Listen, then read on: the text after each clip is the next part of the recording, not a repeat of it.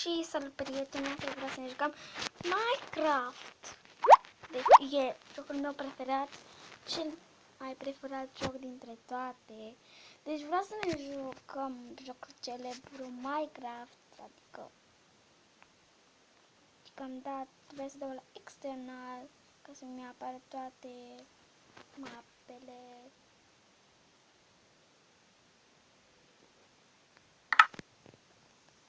Să-mi schimb și eu skin-ul. Toate ce am.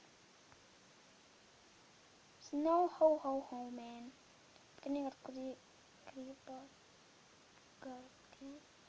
Nu e super, da. Nu prea pot ști. Desei.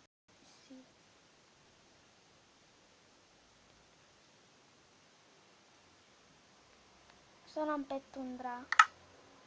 Luăm aici. Pardon.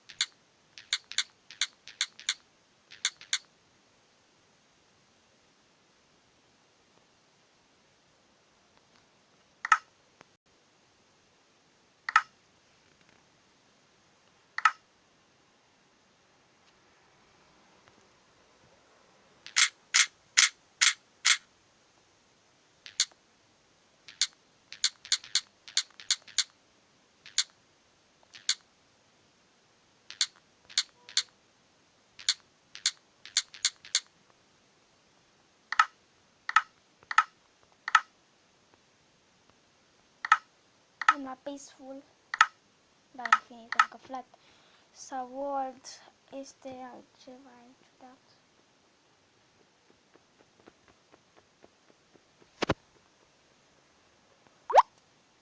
Pun și ajung jos. Gata. Zburăm. Care trebuie zburăt. Dați un porc. Să-l omorăm. Porc, enervant. De ce fugi de mine, porc? Vreau să am curică de crearea, deci vreau să fac ceva. Dacă nu pleci porcul în apă, ești ciudat. Jos, porc.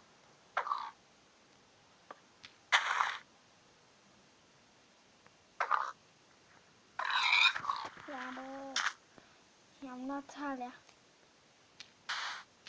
Pardon.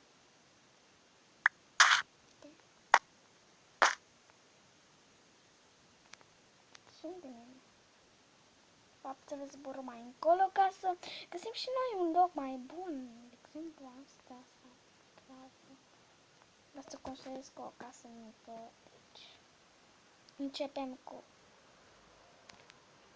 sparse wood planks. Și cam acesta a fost casa. Cam acesta este casa. Dați-mi două camere doar cu câteva paturi.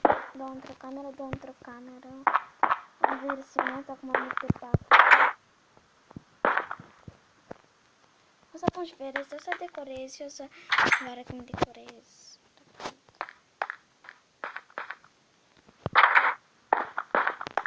Și nu uitați să rog să dați like videoclipului, subscribe și un coment. La revedere!